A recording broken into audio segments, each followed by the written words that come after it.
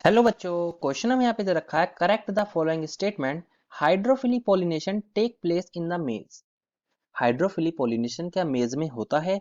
चलिए जानते हैं। सबसे पहले जानते हैं कि हाइड्रोफिली पॉलिनेशन का मतलब क्या होता है। देखिए, अगर मैं हाइड्रोफिली पॉलिनेशन की बात करूं तो यहाँ पे जो पोलन ग्रेन का ट्रांसफर है, जो पोलन ग्रेन है उनका जो ट्रांसफर होता है वो किससे होता है? वो ट्रांसफर आपका होता है जनरली बाय वाटर, पानी के द्वारा। जब ट्रांसफर होता है पोलन ग्रेन्स का, तो हम उसे हाइड्रोफिली पॉलिनेशन कहते हैं। हम जनरली इस पॉलिनेशन को एक नाम भी देते हैं जिसे हम कहते हैं पर्टिकुलरली एबायोटिक पॉलिनेशन। कई बार इसे एबायोटिक पॉलिनेशन के नाम से भी जाना जाता है। अब चलिए जानते हैं मेज के बारे में। अगर हम बात करते हैं वही मेज की, तो मेज में जो पॉलिनेशन होता है वो बाय एयर होता है।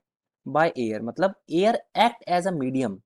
एयर किस तरीके से काम करती है? मीडियम की तरह काम करती है। किसके लिए? टू एड यानी मदद करना, पॉलिनेशन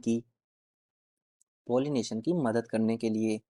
और जब एयर कभी पॉलिनेशन की जब मदद करे, उस प्रोसेस को हम क्या कहते हैं? उसे हम कहते हैं एनिमोफिली। क्या कहते हैं हम उसे? That is anemophily. जिसमें कि पर्टिकुलरली एयर क्या करती है? पार्टिसिपेट करती है किसमें? पॉलिनेशन में।